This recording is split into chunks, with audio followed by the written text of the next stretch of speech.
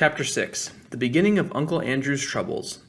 "Let go! Let go!" screamed Polly. "I'm not touching you," said Diggory. Then their heads came out of the pool, and once more the sunny quietness of the wood between the worlds was all about them, and it seemed richer and warmer and more peaceful than ever after the staleness and ruin of the place they had just left. I think that if they had been given the chance, they would again have forgotten who they were and where they came from, and would have lain down and enjoyed themselves, half asleep, listening to the growing of the trees. But this time there was something that kept them as wide awake as possible, for as soon as they had got out in the grass, they found that they were not alone. The queen, or the witch, whichever you like to call her, had come up with them, holding on fast by Polly's hair. That was why Polly had been shouting out, "Let go!" This proved, by the way, another thing about the rings which Uncle Andrew hadn't told Diggory because he didn't know it himself. In order to jump from world to world by one of those rings, you don't need to be wearing or touching it yourself. It is enough if you are touching someone who is touching it. In that way, they work like a magnet, and everyone knows that if you pick up a pin with a magnet, any other pin which is touching the first pin will come too. Now that you saw her in the wood, Queen Jadis looked different. She was much paler than she had been, so pale that hardly any of her beauty was left, and she stooped and seemed to be finding it hard to breathe, as if the air of that place stifled her. Neither of the children felt in the least afraid of her now. Let go of my hair," said Polly. "What do you mean by it?" "Here, let go of her hair, at once," said Diggory. They both turned and struggled with her. They were stronger than she, and in a few seconds they had forced her to let go. She reeled back, panting, and there was a look of terror in her eyes. "Quick, Diggory," said Polly. "Change rings and into the home pool." "Help! Help! Mercy!" cried the witch in a faint voice, staggering after them. "Take me with you. You cannot mean to leave me in this horrible place. It's killing me." "It's a reason of state," said Polly spitefully, "like when you killed all those people in your own world. Do be quick, Diggory." They had put on their green rings, but Diggory said, "Oh, bother, what are we to do?" He couldn't help feeling a little sorry for the queen. "Don't be such an ass," said Polly. 10 to 1 she's only shaming. Do come on." And then both children plunged into the home pool. "It's a good thing we made that mark," thought Polly. But as they jumped, Diggory felt that a large cold finger and thumb had caught him by the ear, and as they sank down and the confused shape of their own world began to appear, the grip of that finger and thumb grew stronger. The witch was apparently recovering her strength. Diggory struggled and kicked, but it was not the least use. In a moment they found themselves in Uncle Andrew's study, and there was Uncle Andrew himself, staring at the wonderful creature that Diggory had brought back from beyond the world. And well he might stare. Diggory and Polly stared too. There was no doubt that the witch had gone over her faintness, and now that one saw her in our world, with ordinary things around her, she fairly took one's breath away. In Charn she had been alarming enough. In London she was terrifying. For one thing, they had not realized till now how very big she was. Hardly human was what Diggory thought when he looked at her, and he may have been right, for some say there is giantish blood in the royal family of Charn. But even her height was nothing compared with her beauty, her fierceness, and her wildness. She looked 10 times more alive than most of the people one meets in London. Uncle Andrew was bowing and rubbing his hands and looking, to tell the truth, extremely frightened.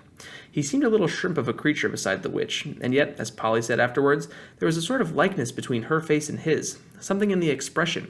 It was the look that all wicked magicians have, the mark, which Jadis had said she could not find in Diggory's face. One good thing about seeing the two together was that you would never again be afraid of Uncle Andrew, any more than you'd be afraid of a worm after you had met a rattlesnake, or afraid of a cow after you had met a bull. Pooh, thought Diggory to himself, him a magician, not much. Now she's the real thing. Uncle Andrew kept on rubbing his hands and bowing. He was trying to say something very polite, but his mouth had gone all dry so that he could not speak. His experiment with the rings, as he called it, was turning out more successful than he liked, for though he had dabbled in magic for years, he had always left all the dangers, as far as one can, to other people. Nothing at all like this had ever happened to him before. Then Jadis spoke. Not very loud, but there was something in her voice that made the whole room quiver. "Where is the magician who has called me into this world?" Madam," gasped Uncle Andrew, "I am most honored, highly gratified, a most unexpected pleasure. If only I had had the opportunity of making any preparations, Where is the magician, fool?" said Jadis. I am, madam. I hope you will excuse any liberty these naughty children may have taken. I assure you there was no intention." "You," said the queen in a still more terrible voice. Then in one stride she crossed the room, seized a great handful of Uncle Andrew's gray hair, and pulled his head back so that his face looked up into hers. Then she studied his face as she had studied Diggory's face in the Palace of Churn. He blinked and licked his lips nervously all the time. At last she let him go, so suddenly that he reeled back against the wall. "I see," she said scornfully. "You are a magician, of a sort. Stand up, dog, and don't sprawl there as if you were speaking to your equals. How do you come to know magic? You are not of royal blood, I'll swear." "Well, not perhaps in the strict sense," stammered Uncle Andrew. "Not exactly royal, ma'am. The Kettleys are, however, a very old family, an old Dorsetshire family, ma'am." Peace, said the witch. I see what you are. You are a little peddling magician who works by rules and books. There is no real magic in your blood and heart. Your kind was made an end of in my world 1,000 years ago, but here I shall allow you to be my servant. I should be most happy, delighted to be of any service. A pleasure, I assure you. Peace, you talk far too much. Listen to your first task. I see we are in a large city. Procure for me at once a chariot or a flying carpet or a well-trained dragon or whatever is useful for royal and noble persons in your land. Then bring me to places where I can get clothes and jewels and slaves fit for my rank. Tomorrow I will begin the conquest of the world. I'll go and order a cab at once, gasped Uncle Andrew. Stop, said the witch, just as he reached the door. Do not dream of treachery. My eyes can see through walls and into the minds of men. They will be on you wherever you go. At the first sign of disobedience, I will lay such spells on you that anything you sit down on will feel like red-hot iron, and wherever you lie in a bed there will be invisible blocks of ice at your feet. Now go. The old man went out, looking like a dog with its tail between its legs. The children were now afraid of what Jadis would have something to say to them about what had happened in the wood. As it turned out, however, she never mentioned it either then or afterwards. I think, and Diggory thinks too, that her mind was the sort which you cannot remember that quiet place at all. And however often you look at her there, and however long you left her there, she would still know nothing about it. Now that she was left alone with the children, she took no notice of either of them, and that was like her too.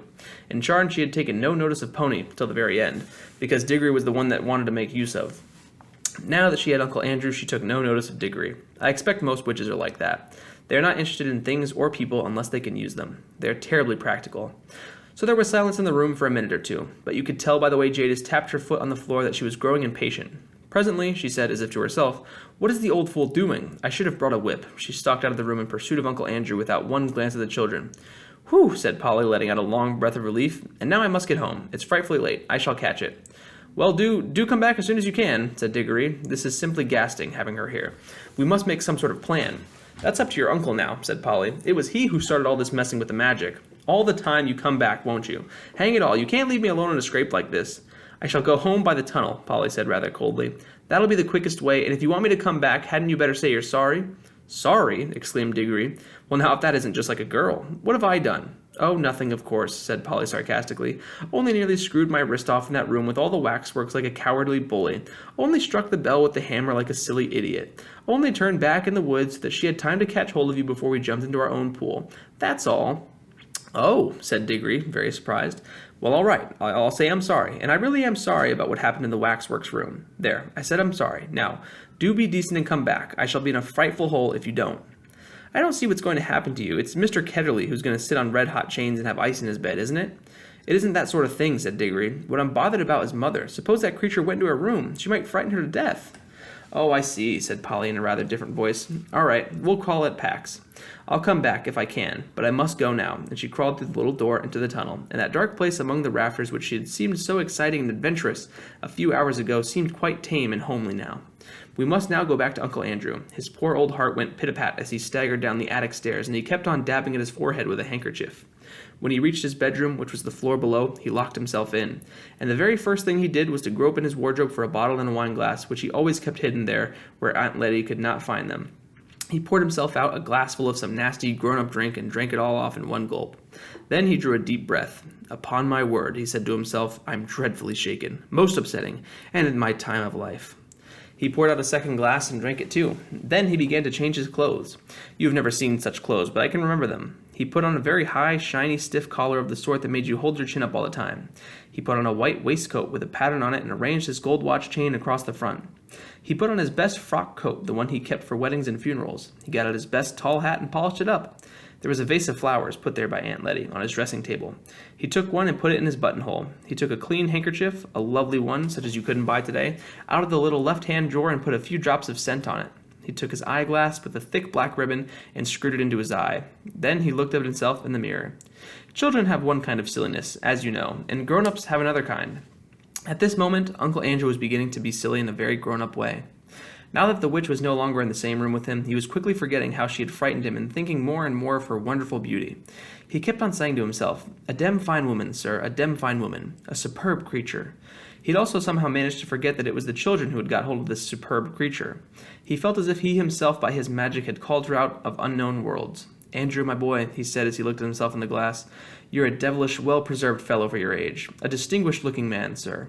You see, the foolish old man was actually beginning to imagine the witch would fall in love with him. The 2 drinks probably had something to do with it, and so had his best clothes. But he was, in any case, as vain as a peacock. That was why he became a magician. He unlocked the door, went downstairs, sent the housemaid out to fetch a hansom — everyone had lots of servants in those days — and looked into the drawing room. There, as he expected, he found Aunt Letty. She was busily mending a mattress.